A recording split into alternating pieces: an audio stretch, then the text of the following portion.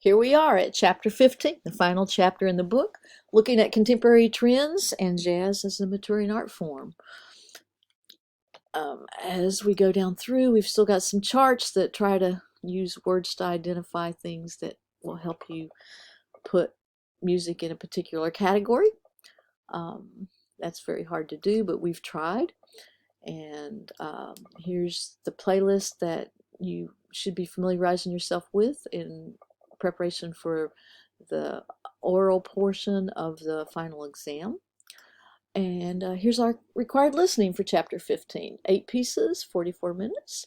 There is a lot of additional listening. I did not get to the links to add them here, but know that you're competent with Spotify and YouTube and all other kinds of musical sources. So there's quite a list and a lot of albums in there, a lot of listening, weeks of listening. So at this point in time, jazz has been institutionalized, its works evaluated, and those judged to be the best enshrined in glass case of cultural admirabilia. Quote by Gary Tomlinson's. So we begin this chapter in 1990, and what we see happening is musicians focused on defining the jazz legacy. We see players preferring small groups.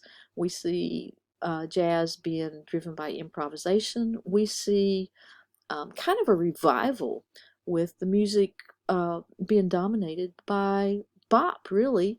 The bop style inspired these players and pushed them to gain technical achievements and become virtuosos. We see that swing still has worldwide appeal when you talk about popular appeal, but bop is what's driving jazz at this point. Okay. We come upon the Neoclassic school of jazz, where the players are looking for new expressions of classical jazz. And I want to make a note here that even though we've taken note before that the popular white bands of the swing eras were the ones who saw the most financial success and fame, that here, as we look back and study history, they don't have quite the power to dominate in terms of their historical significance, pushing the development of jazz as the African American players and composers who were more innovative, who pushed the edge, who distinguished themselves and dragged jazz into its next new thing. So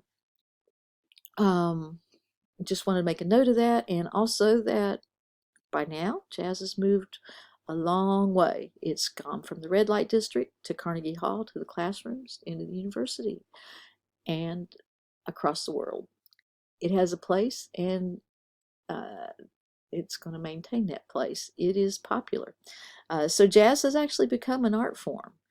And you've got to realize that for the first 100-ish years that jazz was around and being developed and moving through its various stages, that being an art form wasn't really a focus of anybody. But now, as we've reached the 1990s, achieving art form status is very important, very significant. Even here in 1990, it continues to lie at the cross current of the Western European focus on composition, coupled with the African American traditions of improvisation and being passed along orally or orally. One thing I want to note here also is that there's a lot of popular music. There's a lot of music that's more popular than jazz. There's a lot of pop forms, and they haven't achieved art form status yet, and may not even be on a path to do that. So if you think about all of the music that dominates the airwaves, country, rock and roll, blues even, bluegrass, hip-hop, rap, disco, all the genres, heavy metal, whatever you can think of, Motown, none of those are edging towards art form status. Jazz is distinctive and alone in that sense that it's become so significant. All right, as we move forward, There's a couple things we want to talk about here, and one of them is the Young Lions. Okay, so we're still looking at the development of jazz through particular players. So these Young Lions are people who actually played with some of the great masters, who've aged out, no longer with us. These Young Lions are no longer leading in new directions. They're rather fostering a revival, and this revival is largely driven and based on bop. There's a striking difference in these players because they have formal training. They've been to music school, they've studied jazz, they may hold degrees in jazz studies from such notable programs as Berklee School of Music. Even in this state, we have jazz programs at ECU, at UNC Chapel Hill. I know they have a jazz specialist on staff there, UNCG, and there may be other programs. I'm not familiar with all the programs in the state, but it has a big presence here, and these programs are all over the United States, all up and down the eastern seaboard, in Texas, the West Coast, in LA. Anyway, players that come from there, they know history, they know jazz theory, and they've had their technique perfected as they've worked with master teachers. And many of these have played with the greats, as I've mentioned previously. One thing they have that the original players lacked is they have perspective. They know how important their work is, and this guides the work they do and their focus. One criticism that we've seen from this is that by being involved in this revival of the bop style and the great tradition of jazz, that some of their individual voices may have been stifled. They didn't grow to use their own voice, but grew sort of in the style of another player. As we look forward, we're going to start with, well, really this is a who's who and who was their biggest influence. So it's kind of a list, who's who and who influenced. So we're going to go through these instrument by instrument. The dominant voice in these Neoclassic movement and Young Lions is by far Wynton Marsalis. He turns 60 soon, and there's going to be a big concert to commemorate that milestone. But he's very unique in that he's equally competent in both jazz and classical music. He's won Grammy Awards in both, and I think he's done that even in the same year, early on in his career. His work with the Lincoln Center is stellar. It excels in education of the general public and of young people too. He grew up in New Orleans, so he was steeped in music from the beginning, not only in the town where he grew up, but also, or the city where he grew up, but also in his family. His father was a master teacher, and he's got brothers who are professional musicians. I know a saxophone player and a trombone player, and I think there's a drummer in the family. There might have been 5 brothers. Anyway, he got his start by spending time with Art Blakey in the Jazz Messengers. And Wynton Marsalis is a name you should know. He's done probably as much to legitimize jazz as any human being has.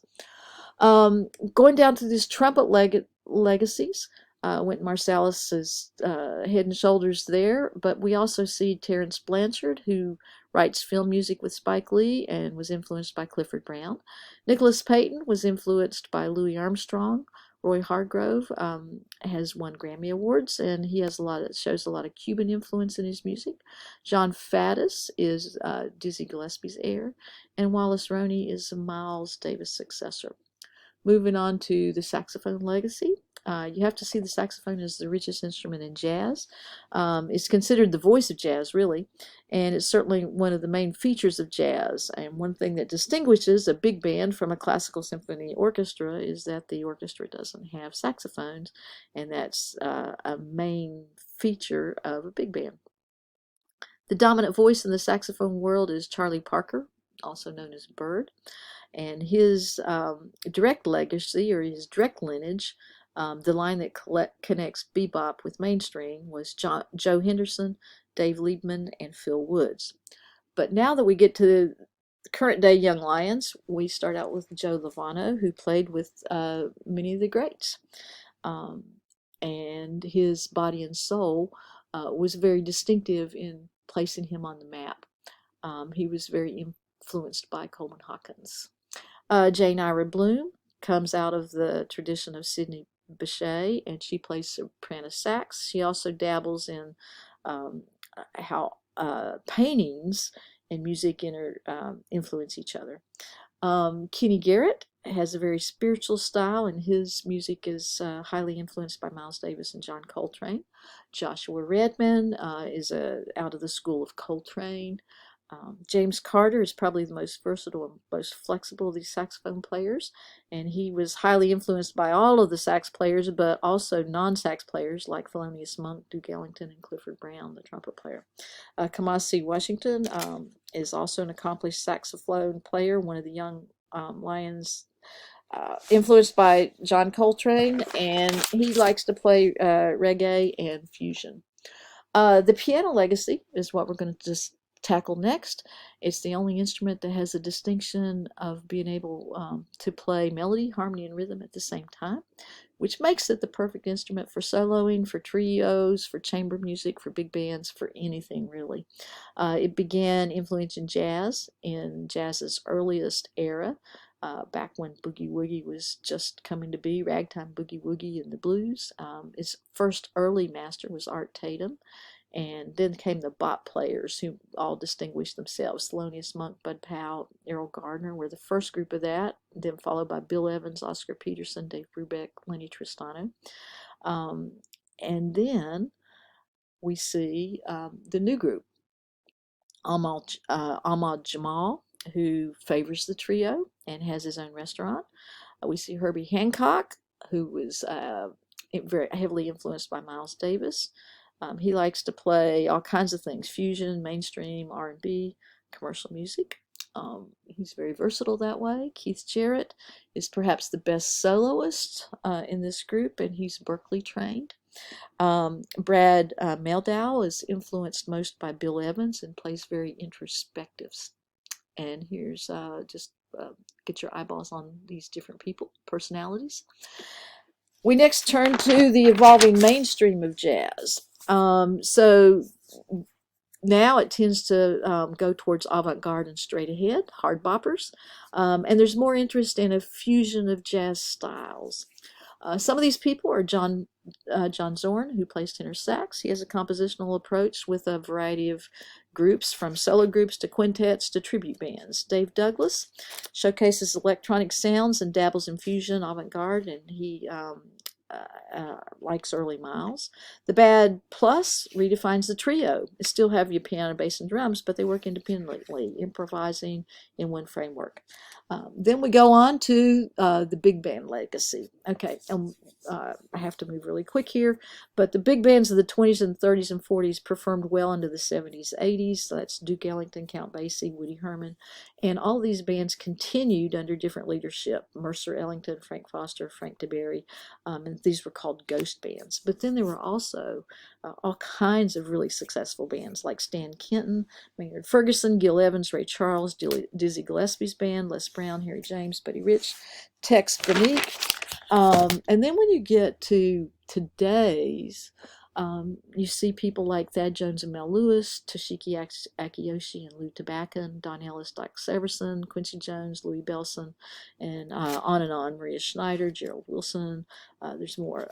Mostly these do swinging styles, but they maintain a whole lot of development technically, so they've really grown. After we get through the bands, then we look at the vocalists, the solo vocalists, like Betty Carter, Sheila Jordan, Cassandra Wilson, Bobby McFerrin, Al Jarreau, Espinoza, Spalding. And we have some listening examples of them. And then we moved into the thing that first attracted me to jazz. Oh, well, first of all, not this. Jazz pop. So there's a couple people that have distinguished themselves, becoming popular jazz artists, and particularly like Frank Sinatra, Harry Connick Jr., Diana Krall. You've probably come across those just in life. But then we want to look at vocal jazz groups, and this is where we end. And this is where my interest in jazz began, with Manhattan Transfer.